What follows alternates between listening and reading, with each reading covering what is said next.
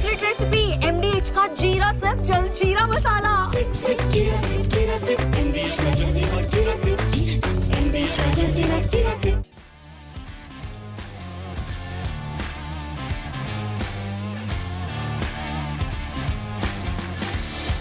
नमस्कार, स्पोर्ट्स 9 में आप सभी का स्वागत है। मैं हूं शिवेंद्र और मैनचेस्टर टेस्ट का है आज दूसरा दिन और दूसरे दिन टीम इंडिया का जो मिशन रहने वाला है वो मिशन आज हमारे वीडियो वॉल पर है, यानी टीम इंडिया का मिशन 400 इसलिए क्योंकि भारतीय टीम को अगर इस टेस्ट मैच में बने रहना है, अपना दावा मजबूत करना है, अपनी पकड़ मजबूत करनी है तो स्कोर बोर्ड पे 400 रन तो चाहिए ही चाहिए। और एक बड़ा झटका ऑलरेडी भारतीय टीम को इस मैच में लग चुका है। पंत को चोट लग चुकी है। पंत को कैसे चोट लगी, उनकी चोट पर क्या अपडेट है, ये सब कुछ इस शो में बताएंगे आपको। लेकिन सबसे पहले इस अपडेट के साथ शो की शुरुआत करते हैं कि आज मैनचेस्टर टेस्ट का दूसरा दिन है। पहले दिन का खेल जब खत्म हुआ तो अपडेट दिखा दीजिए। पहले दिन का खेल जब खत्म हुआ तो भारत ने 264 रन बना लिए हैं 4 विकेट के नुकसान पर। और फिलहाल इस वक्त क्रीज पर शार्दुल ठाकुर और रविंद्र जडेजा दोनों जो है वो मौजूद हैं। शार्दुल ठाकुर ने बनाए हैं 19 रन, रविंद्र जडेजा ने भी बनाए हैं 19 रन।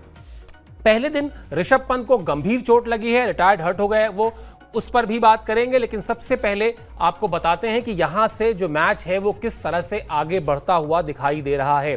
264 पे 4, यानी अगर भारतीय टीम ने थोड़ी सी भी लापरवाही बरती, यहां पर अगर हाथ आए मौके का फायदा नहीं उठाया और अगर ये स्कोर जो है वो 300, 310, 320 पर जाकर रुक गया तो निश्चित तौर पर भारतीय टीम इस मैच में जो है वो बैकफुट पर रहेगी। भारतीय टीम बहुत ही ज्यादा मुश्किल में रहेगी क्योंकि इंग्लैंड की टीम ऑलरेडी सीरीज में 2-1 से आगे है और उसका इरादा यही है कि यहां पर जीत हासिल करके वो सीरीज को सील कर दे, सीरीज को 3-1 से जीत ले। अगर इंग्लैंड को रोकना है, अगर इंग्लैंड को कड़ी टक्कर देनी है तो जो सबसे सेफ, सबसे अच्छा स्कोर है जो हम आपको टॉप में भी दिखा रहे हैं, 400 रन भारतीय टीम को जोड़ने होंगे और 264 रन जोड़ने के बाद यानी 136 रन अभी और जोड़ने हैं। अभी आपके सिर्फ 4 विकेट गिरे हैं। ये ठीक है कि ऋषभ पंत को चोट लग गई है और बहुत ही कम संभावना है, ना के बराबर इस बात की संभावना है कि वो बल्लेबाजी करने आएंगे। बावजूद इसके अभी आपके पास रविंद्र जडेजा हैं, अभी आपके पास शार्दुल ठाकुर हैं और इन दोनों ही खिलाड़ी जो दोनों अभी क्रीज पर हैं,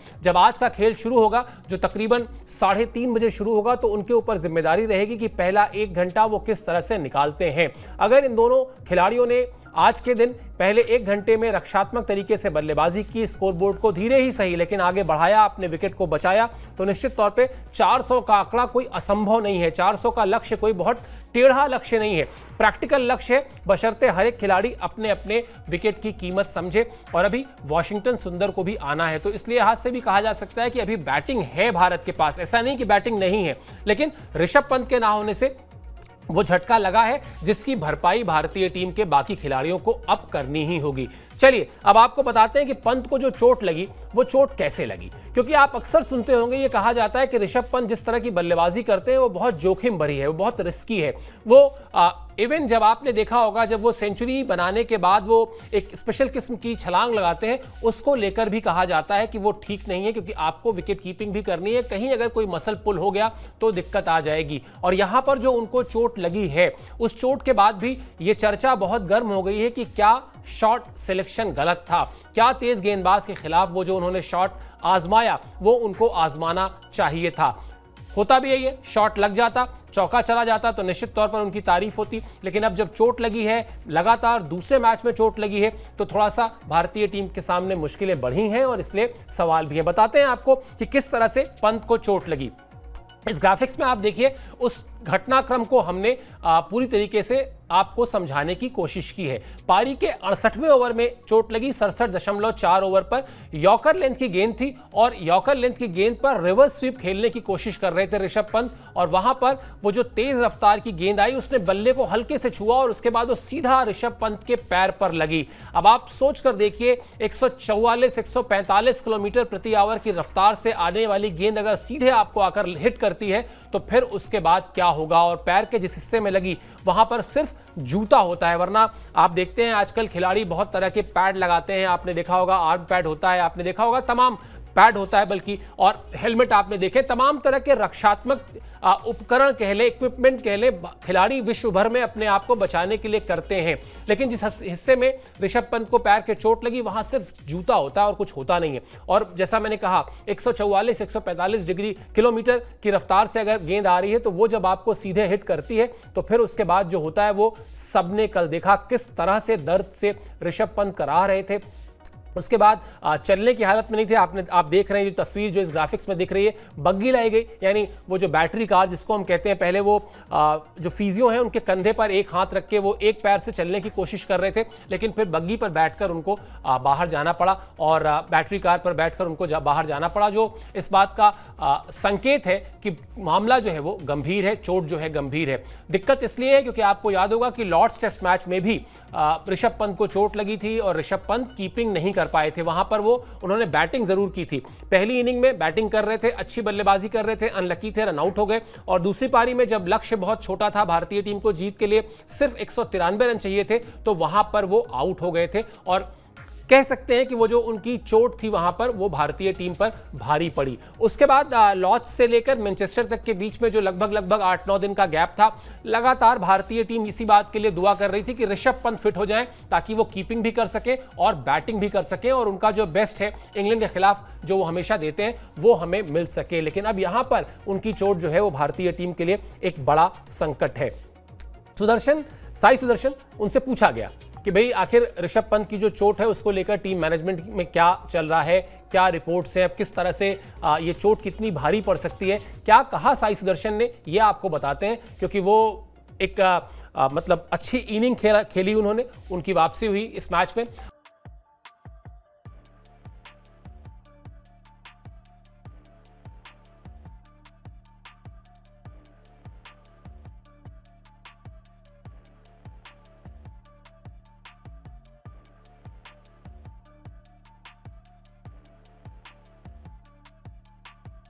तो साई सुदर्शन ने जो इशारा किया है वो इशारा तो अच्छा नहीं है। उनका ये कहना है कि भाई जो चोट है वो चोट गंभीर है, स्कैन के लिए ले जाया गया है ऋषभ पंत को, लेकिन एक उम्मीद की बात उन्होंने जरूर कही और ये बहुत बड़ी बात है, इसी पर हम आज लगातार चर्चा भी कर रहे हैं। उन्होंने कहा कि अभी हमारे पास ड्रेसिंग रूम में जो बल्लेबाज हैं उसमें भी ऑलराउंडर्स हैं, ये बहुत इंपॉर्टेंट पॉइंट है। और अभी जो क्रीज पर दो खिलाड़ी मौजूद हैं यानी रविंद्र जडेजा और शार्दुल ठाकुर, वो भी बल्लेबाजी कर लेते हैं। और रविंद्र जडेजा तो इस सीरीज में शानदार फॉर्म में है, आपको पता है वो पिछले 4 पारियों में लगातार हाफ सेंचुरीज कर चुके हैं। और लॉर्ड्स टेस्ट में उनकी वो संघर्ष भरी बल्लेबाजी कौन भूल सकता है, जहां पर उन्होंने पुछल्ले बल्लेबाजों के साथ पहले जसप्रीत बुमराह और फिर मोहम्मद सिराज के साथ मिलकर भारतीय टीम को लगभग लक्ष्य के करीब पहुंचा दिया था। हाँ ठीक है, वहां भारतीय टीम को जीत नहीं मिली, लेकिन भारतीय टीम लक्ष्य के करीब पहुंची तो उसके पीछे वो रविंद्र जडेजा की साहसिक बल्लेबाजी ही थी।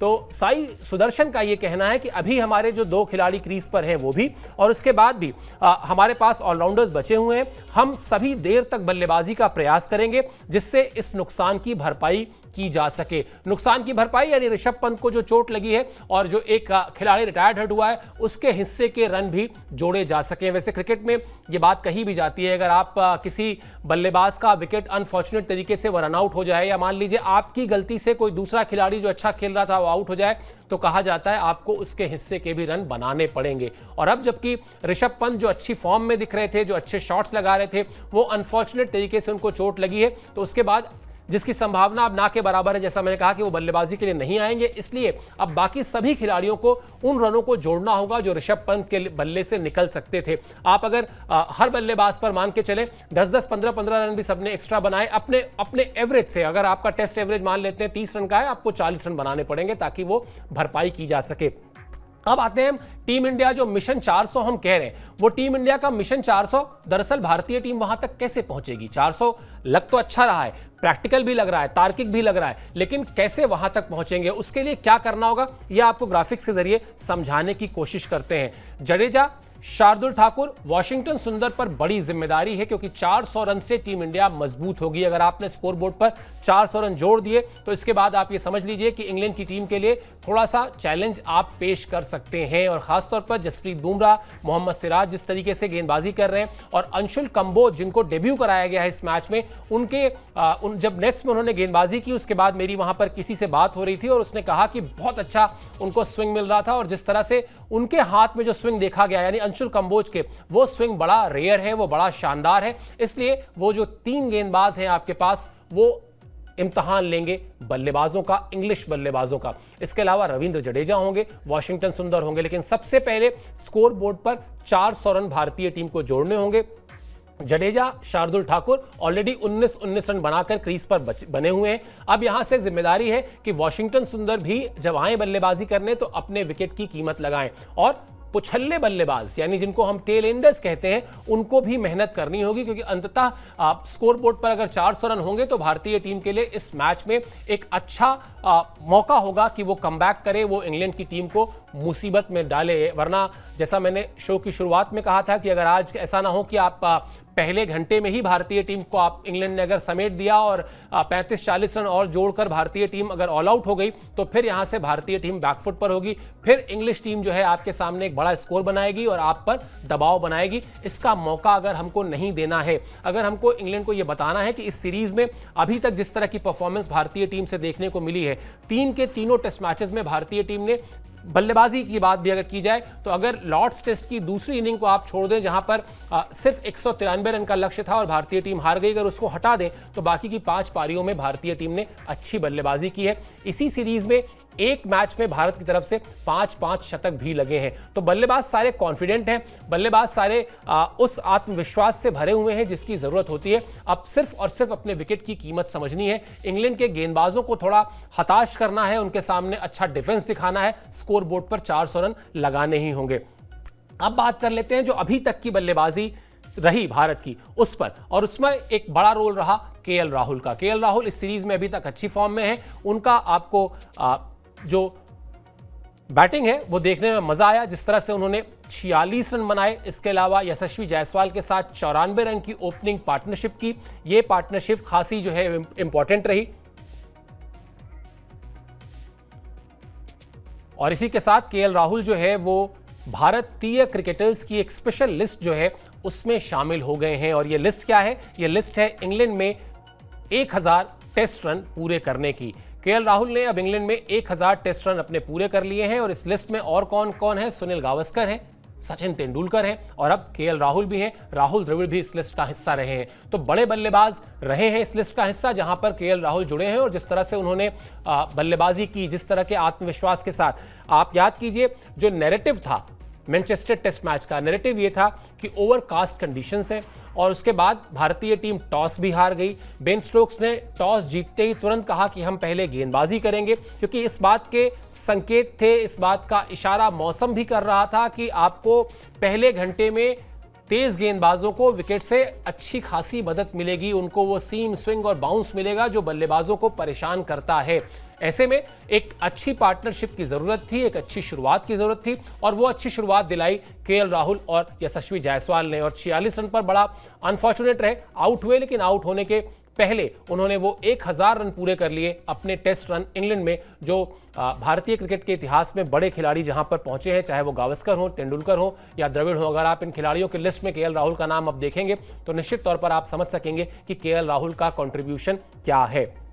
साथ ही साथ यशस्वी जायसवाल की बात भी करते हैं, क्योंकि जिस अच्छी शुरुआत का जिक्र अभी मैंने किया कि जहां पर डर था कि कहीं ऐसा ना हो कि आप 25 पे 3 और 50 पे 4 का स्कोर देखें, वहां पर अगर भारतीय टीम लगभग शतकीय साझेदारी कर पाई ओपनिंग स्टैंड में तो उसके लिए दोनों ही इक्वल उनको बधाई मिलनी चाहिए, उनकी तारीफ होनी चाहिए। और यशस्वी जायसवाल ने भी अच्छी बल्लेबाजी की, जो उनका टेम्परामेंट था बड़ा थोड़े से रक्षात्मक जरूर दिखाई दिए, लेकिन 58 रन उन्होंने बनाए और 58 रन बनाने के साथ साथ 51 साल बाद यानी 51 ईयर्स के बाद किसी भारतीय ओपनर ने मैनचेस्टर के मैदान में अर्धशतक लगाया। वैसे इंटरेस्टिंग बात यह भी है कि जब वो बल्लेबाजी कर रहे थे तो 9वें ओवर में उनका बैट जो है वो उस पर बॉल लगी, वो बल्ले का हैंडल जो है वो टूट गया था। और आज जो सोशल मीडिया में जहां पर आप जानते हैं अक्सर इस तरह की जो थोड़ी अप्रत्याशित घटनाएं होती हैं वो बहुत जल्दी वायरल होती हैं, उनकी क्लिप्स बहुत जल्दी लोग आपस में एक दूसरे से शेयर करते हैं, आपस में एक दूसरे को भेजा करते हैं। तो आज ये क्लिप बड़ी वायरल हो रही है जहां पर उनके बल्ले का हैंडल टूटा है। लेकिन जिस तरह से उन्होंने बल्लेबाजी की, जिस तरह से उन्होंने अपने शॉट्स को नियंत्रित किया, शॉट्स पर नियंत्रण रखा, ज़्यादा ओवर एग्रेसिव नहीं हुए, और जो सबसे ज़्यादा ज़रूरत थी कि आप मुश्किल कंडीशंस में पहले घंटे के खेल को अच्छी तरह से खेलें, वहाँ पहला सेशन पूरा का पूरा इन दोनों बल्लेबाजों ने जिस तरह से निकाला। इस वक्त अगर भारतीय टीम 264 रन पर है तो इसीलिए है क्योंकि वहाँ उसको अच्छी शुरुआत मिली थी, वरना शुभमन गिल का बल्ला नहीं चला, हम जानते हैं। और इसके अलावा ये भी देखने वाली बात है कि ऋषभ पंत जो है वो ऑलरेडी उनको चोट लग चुकी है, ऋषभ पंत जो है वो रिटायर्ड हर्ट हो चुके हैं। ऐसे में अगर भारतीय टीम अभी भी इस मैच में, ऐसा नहीं कि कोई बहुत ज़्यादा पीछे हो, भारतीय टीम ने अगर रन्स जोड़े हैं, अगर भारतीय टीम ने 264 रन बनाए हैं तो उसमें यशस्वी जायसवाल के 58 रनों का अहम योगदान है। और ये 58 रन यानी ये अर्धशतक 51 साल बाद मैनचेस्टर में आया है। मैनचेस्टर में वैसे भी भारतीय टीम का रिकॉर्ड जो है वो अच्छा नहीं रहा है। हम लगातार आपको इस बात की जानकारी दे रहे हैं कि मैनचेस्टर में अब तक जो इस टेस्ट मैच से पहले 9 टेस्ट मैच खेले गए, यानी जो मैच अभी चल रहा है इससे पहले 9 टेस्ट मैचेस खेले गए, उसमें से 5 मैचेस जो है वो ड्रॉ रहे हैं और 4 मैच में भारत को हार का सामना करना पड़ा है। अब तक 90-91 साल से भारतीय टीम मैनचेस्टर में क्रिकेट खेल रही है, टेस्ट मैच खेल रही है, लेकिन आज तक जीती नहीं है। तो इस मैदान से भारतीय टीम की यादें अच्छी नहीं है, लेकिन जिस तरह से यशस्वी जायसवाल ने रन्स किए, जिस तरह से केएल राहुल ने रन्स किए, जिस तरह से दोनों ने रिकॉर्ड्स बनाए, बड़े रिकॉर्ड्स बनाए, निश्चित तौर पर ये आत्मविश्वास जो है वो पूरी टीम में, पूरे खेमे में आगे भी बढ़ना चाहिए। और उसका जो सबसे बड़ा अब आप कह सकते हैं कि सबूत है वो यही है कि 4 विकेट पे 264 रन हैं, लेकिन अभी आपको बहुत ज़्यादा सतर्क रहना है, अभी आपको बहुत ज़्यादा मेहनत करनी है।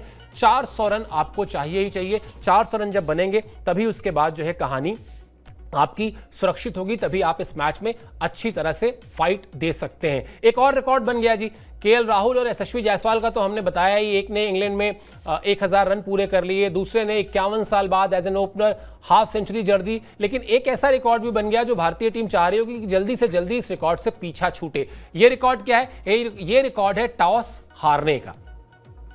इंटरनेशनल क्रिकेट में लगातार 14 टॉस हार चुकी है भारतीय टीम। मैनचेस्टर में टॉस हारकर भारत को पहले बल्लेबाजी करनी पड़ी, यही वजह थी। जैसा मैं थोड़ी देर पहले बता भी रहा था कि जैसे ही बेन स्टोक्स ने टॉस जीता, तुरंत उन्होंने कहा कि हम पहले गेंदबाजी करेंगे, क्योंकि ऐसा ओवरकास्ट कंडीशन थी जिसकी वजह से गेंदबाजों को मदद मिलेगी, तेज गेंदबाजों को मदद मिलेगी, इस बात का अनुमान लगाया गया था। दौरे पर सभी 4 टेस्ट मैच जो अभी तक खेले गए उसमें शुभमन जो है वो टॉस नहीं जीत पाए। सबसे ज्यादा टॉस हारने का रिकॉर्ड जो है वो भारतीय टीम के नाम हो गया।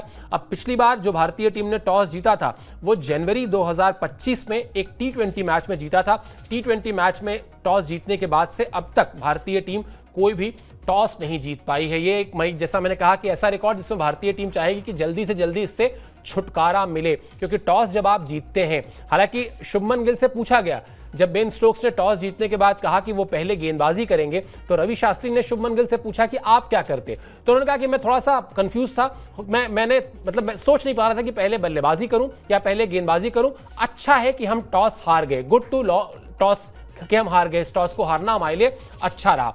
तो ये कहा था शुभमन गिल ने। लेकिन ये सच है कि टॉस जब आप जीतते हैं तो कहीं ना कहीं आपको एक एज रहता है। आप अपनी टीम की रणनीति को लेकर जिस तरह की प्लानिंग आपने ड्रेसिंग रूम में की है उसको आप बेहतर तरीके से एग्जीक्यूट कर पाते हैं। चलिए खैर, अभी जो चैलेंज है भारतीय टीम के सामने वो अब टॉस का नहीं है। टॉस हारने के बाद भी आपने केएल राहुल और यशस्वी जायसवाल की बल्लेबाजी की बदौलत वो उस जगह पर आप आ गए हैं जहां से आप इस टेस्ट मैच में ड्राइविंग सीट पर बैठ सकते हैं। लेकिन उसके लिए आपको टीम इंडिया का मिशन 400 जो हम कह रहे हैं, इस मिशन को पूरा करना होगा। 400 रन के ऊपर जोड़ा गया हर एक रन इंग्लैंड की टीम को बैकफुट पर ढकेलेगा। ये बात आप अभी से लिख कर रख लीजिए। लेकिन अभी भारतीय टीम जहां पर है उसको आप कहते हैं कि वो बीच के रास्ते में है। अगर आज का खेल जब शुरू होगा पहले घंटे में इंग्लिश गेंदबाजों ने भारतीय बल्लेबाजों को बैकफुट पर ढकेला और ये जो 264 रन है इनको 300 या 325 के आसपास भारतीय टीम को समेट दिया। भारतीय टीम इस टेस्ट मैच में मुश्किल में पड़ जाएगी क्योंकि आप जानते हैं इंग्लैंड की टीम आक्रामक क्रिकेट खेलती है और जिस तरह से सीरीज जीतने की चाहत उसके अंदर होगी उसके बाद वो आक्रामकता और ज्यादा आपको निखर कर दिखाई देगी। तो बेहतर ये होगा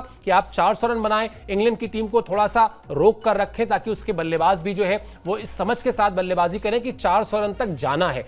इसलिए 400 रन ये बिल्कुल फॉर्मूला है भारतीय टीम का। 400 रन बन गए तो यकीन मानिए बड़ा मजा आने वाला है इस टेस्ट मैच में। और 400 रन तार्किक लगते हैं, 400 रन कोई बहुत बड़ा मतलब ऐसा कोई असंभव सा लगने वाला टास्क नहीं है। रहेगी हमारी नजर जब मैच शुरू होगा, दिन का खेल शुरू होगा, जिस तरह के अपडेट्स होंगे ऋषभ पंत को लेकर, ऑफिशियल जो भी स्टेटमेंट आएगी बीसीसीआई की मेडिकल टीम की तरफ से, वो सब कुछ आपसे साझा करेंगे, आपको उसके बारे में अपडेट करेंगे। रिक्वेस्ट यही है स्पोर्ट्स 9 को सब्सक्राइब कर लीजिए। अभी के लिए इस शो में इतना ही। आप मुझसे जुड़े, आपने हमारे शो को देखा, समय निकाला, इसके लिए बहुत बहुत शुक्रिया, बहुत बहुत आभार।